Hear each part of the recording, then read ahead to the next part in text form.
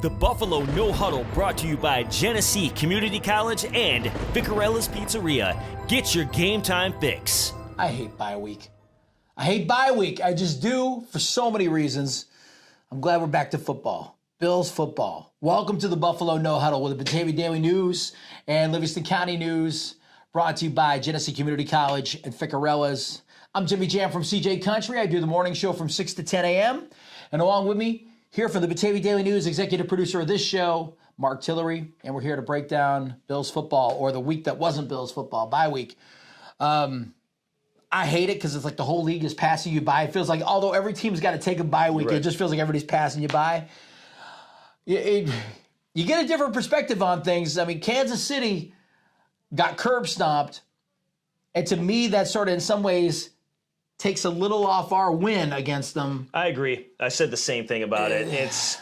You don't expect Kansas City to go out there and get pounded, and because the AFC Championship last couple of years, that team to beat. And Andy Reid is a coach to be reckoned with, and Patrick Mahomes and Kelsey and the whole entire offense, but there's no defense, and it looks like offense isn't even showing up anymore. Well, they've had offensive line problems the whole season. Yeah. And when you talk about the fact that they played a Titans team that's feeling themselves, coming off an emotional win over Buffalo, they were ready to go, and the Chiefs just don't have the defense to stop them.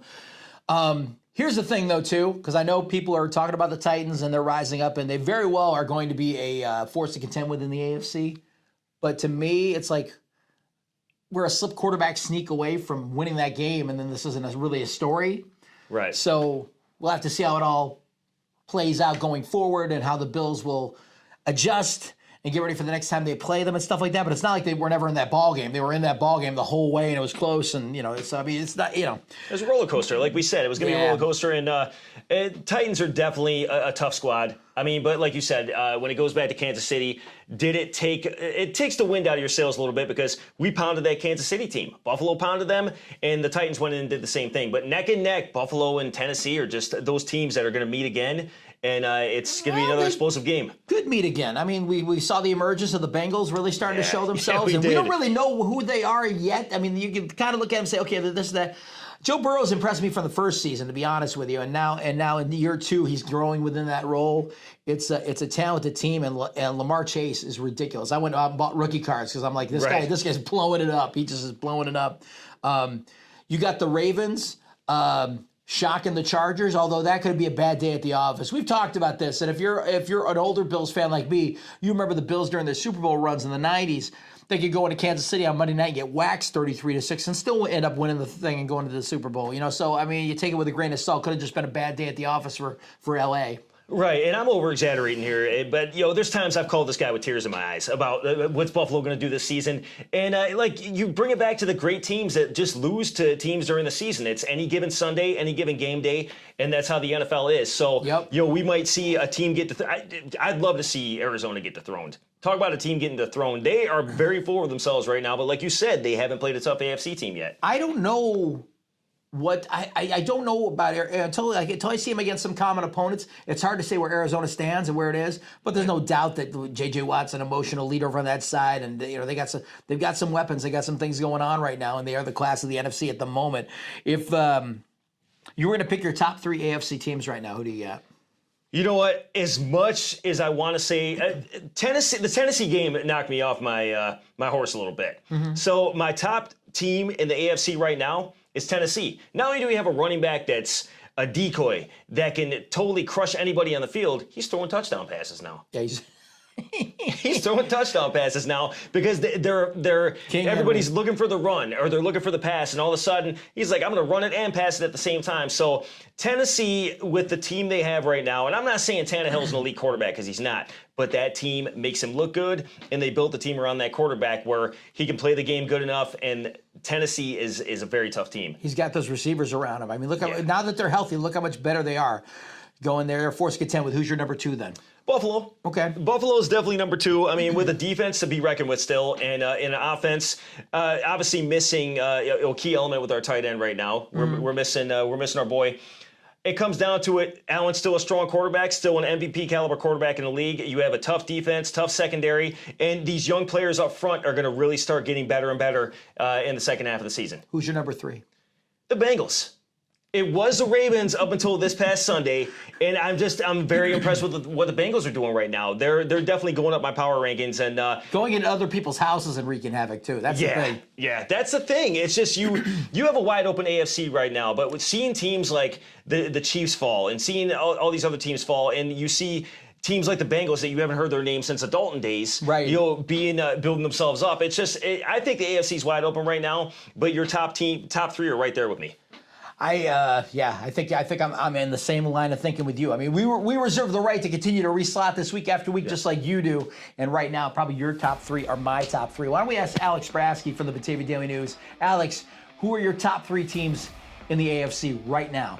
The last time we discussed the top teams in the AFC, my top three was as follows: the Buffalo Bills, the Kansas City Chiefs, and the Las Vegas Raiders. At this point of the season, two of those teams remain in my top three, while one of those teams has fallen way, way down, in my opinion. Starting with number 3, the Las Vegas Raiders remain as my number 3 team in the AFC. Derek Carr playing at a high level, and despite the controversial exit of head coach John Gruden, the Raiders remain on pace and are atop the AFC standings. Like the Cincinnati Bengals, who come in at number 2 on my list. Joe Burrow has burst onto the scene in his first couple of seasons in the NFL, and the addition of wide receiver Jamar Chase has really taken that offense to a completely other level. The Cincinnati Bengals, my number 2 team in the AFC. Number 1, you guessed it, the Buffalo Bills. Despite the loss to the Tennessee Titans, the Bills remain as my top team in the conference.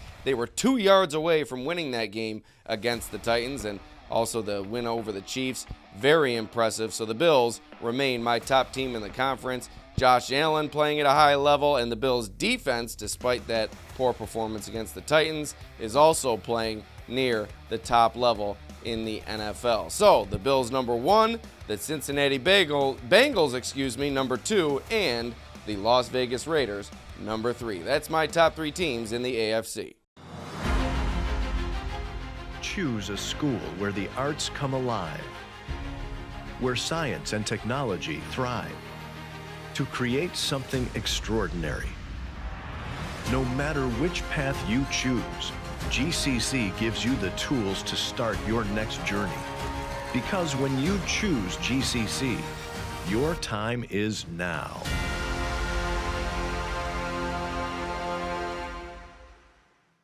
All right, Alex, we're coming right back to you in a little bit. I want to talk about, as we look at the bye week, it's not really the exact half point of the season. It's not. But it's the sort of the pause in the season. You look back at what happened and what transpired. And it's easy to maybe look at what the most valuable player was on the team, or, right, maybe the area that needs the most work or that type of thing or whatever. Who is your unsung hero on the Bills so far this season that's been part of their success? Who's the unsung hero? I mean, no matter what, you definitely want to give it to defense. The defense as a whole has been my unsung hero because they've kept Buffalo in the game quite a few times. I mean, don't get me wrong, we have a high-powered offense. Buffalo has a very high-powered offense, but I love the defense. I love how they play with heart. I love how that secondary is just out there making plays and making those Deion Sanders-esque plays every game, man. There's something going on with that defense, and they impress me. That Tennessee game didn't sway you at all, though. He has a lot of points to give up in that Look, loss. Tennessee's a tough team. There's a lot of points to give up, but there's a lot of things the offense could have done. We don't have a running game where we could have combated what Derrick Henry was doing. We weren't back and forth on the field with the running game. 31 points, though. I mean, that should get you a win most times. I agree, but when it comes down to it, the defense has definitely been, 2 shutouts this season. Yeah. And we can debate back and forth with what, because I would love to say the offense, I would love to say Josh Allen, I would love to be that person right now saying that. Right. But what it comes down to is I think the defense has just been impressive. They got 2 shutouts. The secondary just keeps getting better and better. And like I said, that front line they're gonna cause some nightmares in the next couple of weeks. I'm gonna go with my unsung hero so far, Tyler Bass. There may be maybe 1 or 2 kickers in the league that may have a stronger leg, slightly stronger leg, but right now, this year, who's most consistent? He's missed 1 field goal so far, made all his PAT attempts, and yes, will he miss a couple down the stretch? Probably will. With the number of games they have left, it'll happen again. But nonetheless, Bass-O-Matic has been just that. He is one of the league's best in accuracy, and I think in another couple years, if he keeps this up, he will be statistically the league's most accurate kicker. Alex, who's your unsung hero for the Bills so far this season? My unsung hero for the Bills this season is center Mitch Morse. The Bills' offensive line has underperformed, and we've seen some shifting up front for the Bills, but Morse has been nothing short of fantastic and provided a calming force for an otherwise inconsistent offensive front for Buffalo. Josh Allen has picked up the pace as the season has gone along, and his relationship with Morse is definitely a key factor in his increased success over the past several weeks. All right, let's talk about it. Bills, Dolphins at Highmark on Sunday, Halloween. They're going to be in their costumes. They're going to be in their throwbacks, which is nice. Always love the standing buffalo. To me, I mean, there isn't a whole lot in the way of analysis for this game. I mean, you look at it, and the Bills score way more points a game. It's like 33-18. Defensively, the Dolphins give up 30. The Bills give up 16 a game.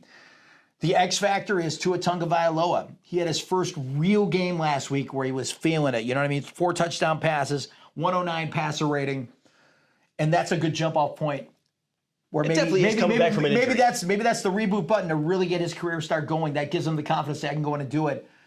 So I think we're looking at a closer game than maybe last time. He went out so early in the Miami game. You know, they had the Jacoby Brissett show the rest of the game, and you saw how well that went. And that's why he's a journeyman quarterback. Yeah, that's life in the NFL. It is. So, you know, I wish there was more to really tackle about it other than giving our predictions. But, you know, I feel like Sean McDermott always gets Buffalo ready for games like this. Even bad opponents, he'll get them thinking that they got no chance against the Dolphins, and they'll come out playing the way they should. I think everything about it's right, and I think losing the way they did to Tennessee leaves a bad taste in their mouth. I think they come out guns a-blazing. But Tua's the X factor. What do you think? Tua's of the X factor. I think coming back from that injury and going in there in confidence with 4 touchdowns thrown last week.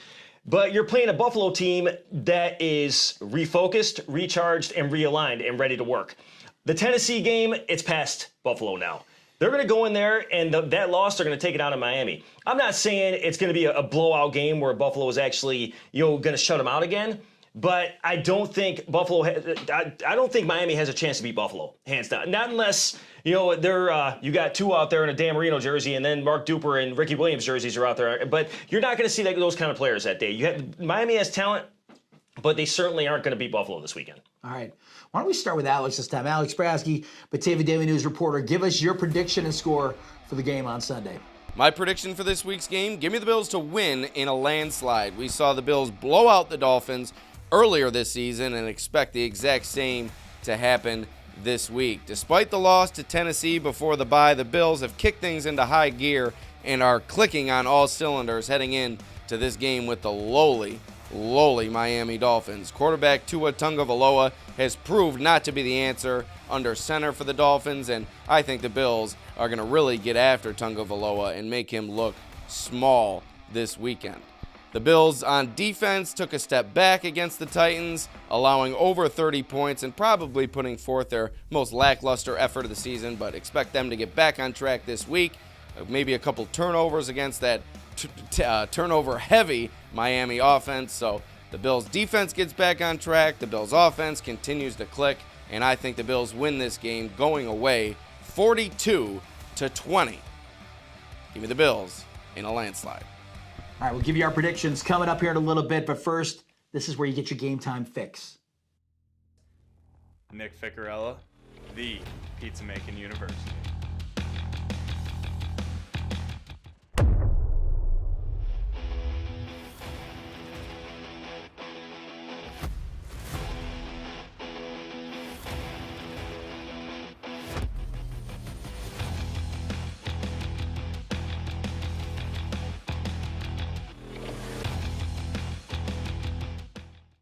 All right, Alex, Mark Tillery, your prediction and score, because I'm still trying to figure out a score in my head, so I'm sort of vamping and waiting for you to. Like I said, refocus, recharge, realign, back to work. Buffalo is going to win this game this week. I don't like that Dawson Knox is out.